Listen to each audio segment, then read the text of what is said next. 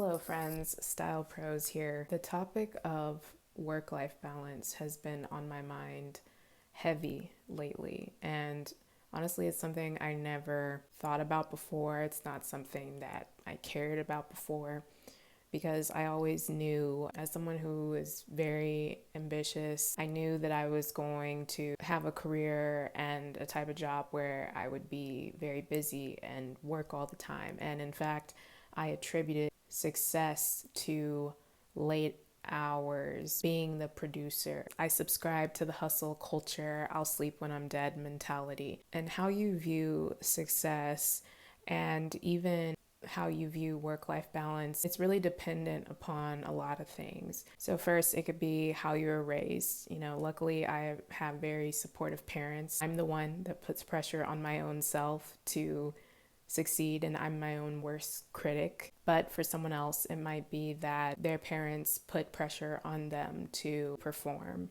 and to be successful. And there's no time for caring about your own emotions or needs. You're so busy trying to live up to what is being put on you. And then other parts are cultural, both among different races and also within the corporate environment itself. I've been in corporate environments where the culture is that you're the first one in, last one out. It's perceived in a more positive light, or it's even expected that you don't have much of a life outside of work. Speaking from the Black experience, I can't speak for all of us, but for most people who look like me, it's been ingrained in our brains and our systems, our mentality, to know that we have to work twice as hard to get half as far. And with that comes this mentality of you're supposed to struggle. Everything is supposed to be hard and like walking through mud. I'm not that old, but I'm getting older.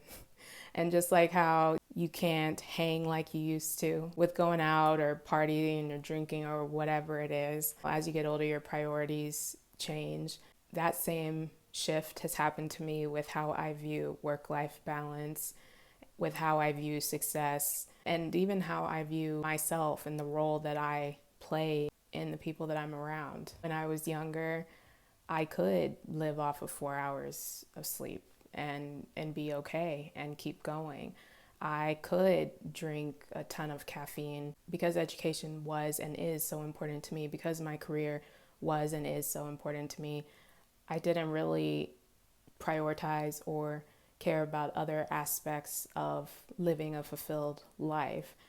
And now I do. I do care about my social relationships, my familial relationships. Not saying that I didn't care before, they just weren't prioritized in conjunction with my education and work. And I think, speaking from the female perspective now, I do think it's possible to have it all. You just may not be able to have it all at the same time.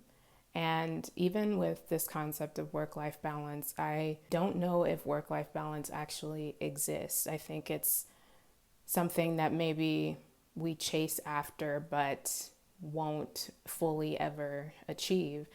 And I think instead of trying to chase after it, we're always working hard. I think the focus should be on work-life cohesion, work-life harmony, and knowing that, hey, there's going to be times where things may take more priority than others. But as long as you don't find yourself constantly in this cycle of burnout, in this cycle of survival mode, then to me, I think you're exactly where you need to be. I personally would find myself time and time again in the burnout mode and really didn't even know how I ended up there. And for me, stress manifests itself in physical ways. If you don't know what's wrong, your body will absolutely show you. And at the end of the day, there's only one you.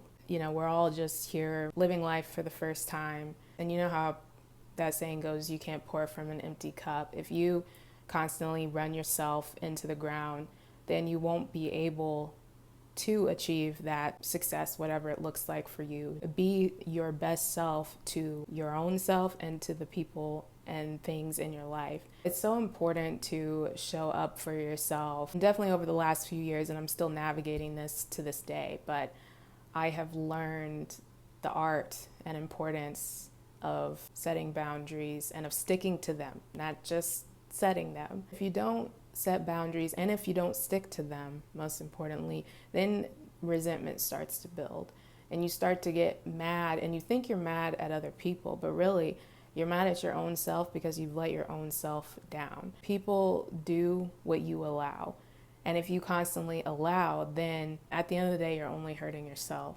But I think really to get to the bottom of anything, whether it's work-life balance or another issue, you have to look at the root cause. You have to figure out, why do I feel stressed? Why do I feel anxious? Why do I feel resentment?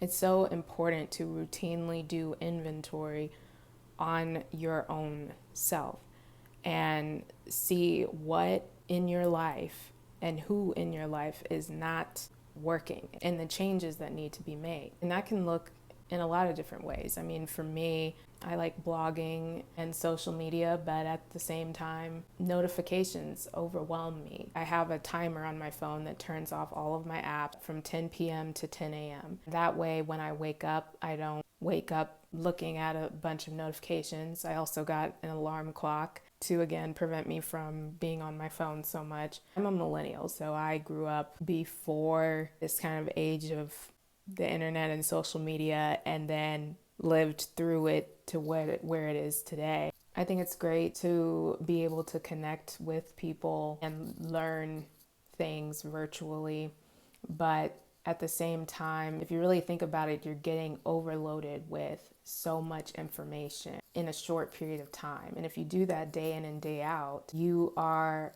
mentally overstimulating your own self. And if you're someone who works in the corporate world, then if you're already on a computer and phone all day at your job, and then you come home and it may seem or feel like it's relaxing to then come home, scroll on your phone on the couch, or watch, your go-to TV show and movie. But if you really think about it, you're not really resting and you're not giving your brain a break.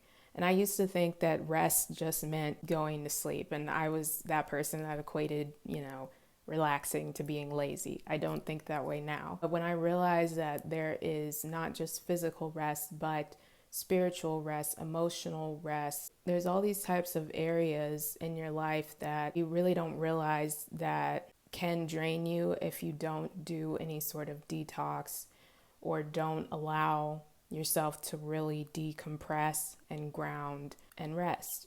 My dad always says to me, an ounce of prevention is worth a pound of cure. The small lifestyle changes and steps that you can make in your day-to-day will then have a domino effect on all of the other areas in your life. And what I do may not work for you, but if you do that inventory, do that self-assessment and say, hey, am I really living in survival mode right now? Am I burning out? Does something feel off when I'm around this person or when I do this thing? Why is that? And what causes me to feel that I need to keep doing this thing or being around this person?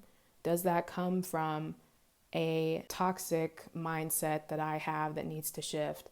Does it come from a environment that I need to remove myself from? And once you really dig deep and get to the root and figure that out, then from there you can say, okay, now I know what the issue is. What do I need to unlearn? What mindset do I need to shift? What job do I need to leave? What friends do I need to step away from? And from there, I think you'll really be able to go with the flow of your life, because those are the things that you have control over. I mean, shit happens, right? It's life. And it's hard for me, at least, to feel like I'm not in control or I don't know what's going on. But there's a lot of things that if you really stop to think, it'll be revealed to you what changes need to occur and how you can have that cohesion, that harmony within all of the different arenas in your life. I wrote a blog post about this that goes more into the specifics of the actions that I take to add more balance into my life, to break free of that burnout cycle. But I felt called to also make a video to just chat about it, because this is something that we all deal with. We all have different lives and careers and priorities and different situations, but everyone at some point has had to compromise here or push and pull in one way or another because something has taken priority over something else. And it's really difficult to figure out how to navigate it all. So I'll leave with this. Very curious to those watching this. Do you think work-life balance exists? And what adjustments have you made in your life to bring more balance into it? Leave a comment and let me know, and we'll chat later. Thanks for watching.